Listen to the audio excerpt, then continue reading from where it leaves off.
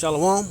Welcome back to another lesson. First and foremost, I want to give glory, praise, and honors to Yahweh, Ba'ashem, Yahweh Shai. I want to give double honors to the apostles and elders of Great Millstone, and salutations to you brothers that's doing this work in sincerity and truth.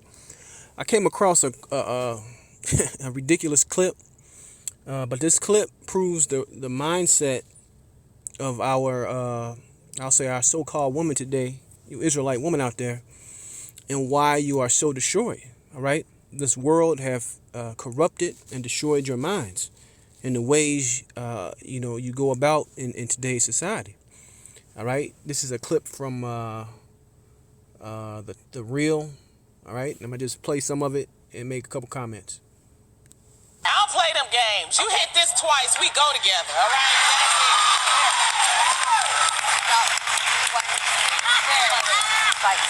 So I the song once, twice, three times a lady. Okay. Everybody got their own. What's your thing? And that statement that she made is really, when you get into the Bible, when a man and woman lay together, that woman then becomes that man's wife. Period. All right. So these women that you see up here on this panel, they're a product of the madness in Babylon today. Okay, they're taught when they're young to play the field, to date around, sleep around. As the elder says here in Chicago, these women that had more dicks than they had birthdays. All right, and that's your average American woman. All right, period, regardless if they're Israelite or not. So this is the mindset that's pushed among our people, right? But let me get a scripture. Let's go to the book of Genesis 24:67. It says, "And Isaac brought her into his mother Sarah's tent and took Rebekah, and she became his wife." So that act of sex is what makes a man and a woman husband and wife, according to the Bible, according to the scriptures. It says, became his wife, and he loved her, and Isaac was comforted after his mother's death. Right. So she's talking about once or twice. Somebody hit that. Oh boy. They go together or whatever. Which is just, the nonsense, that I grew up with. But people are still spewing this stuff. All right? Let's continue. Well, I like at this point, and I've said it before, no one's hitting unless we are in the building. Okay. Yeah. That's where I'm at.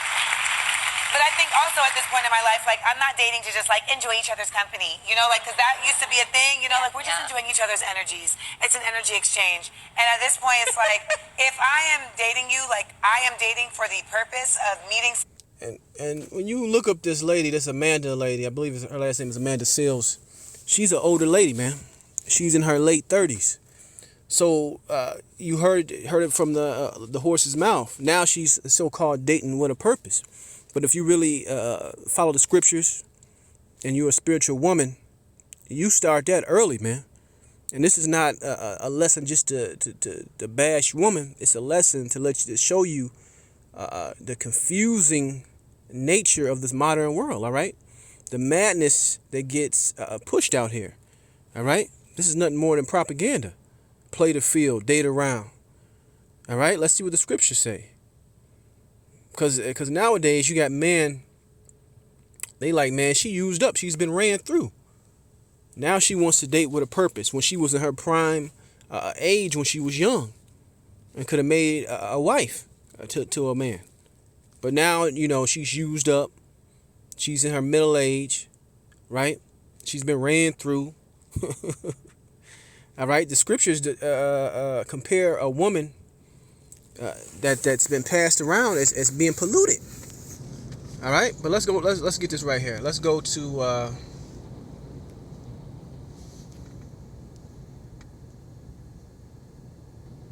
1 Timothy chapter 5 verse 14. It says, "I will therefore that the younger woman marry, bear children, guide the house, give none occasion to the adversary to speak reproachfully.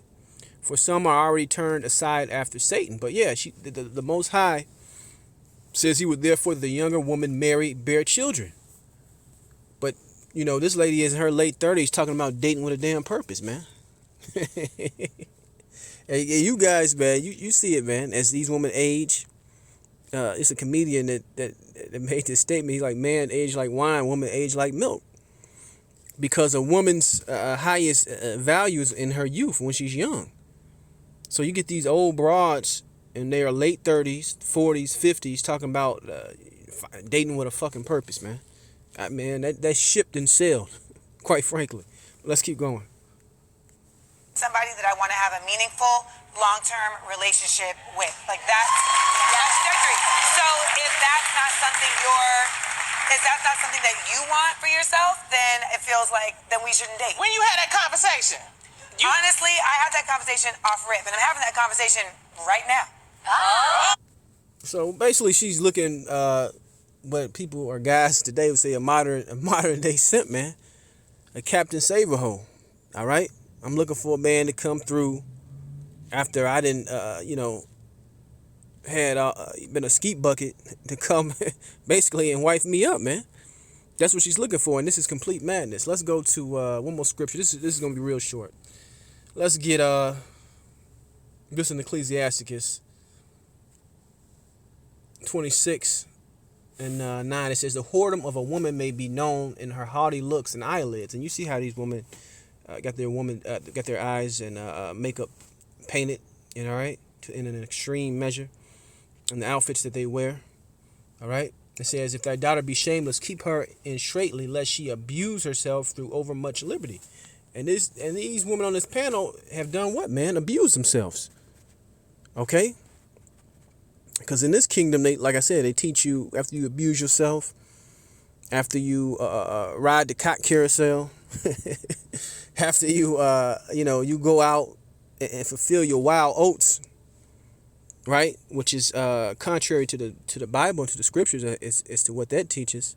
Then you go and settle down and find somebody that wants you. All right, that's madness, man. It says, if thy daughter be shameless, keep her in straitly, lest she abuse herself through overmuch liberty. Watch over an impudent eye, and marvel not if she trespass against thee. Right.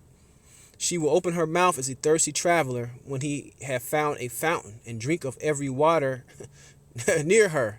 By every hedge will she sit down and open her quiver against every arrow. So basically, in a poetic form, the scriptures are saying what I just said, man. This is what the modern Israelite woman, all right, pushes. Okay. But I just wanted to do a lesson real quick on that. It caught my attention, and those scriptures came to my mind. But with that, see you on the next one.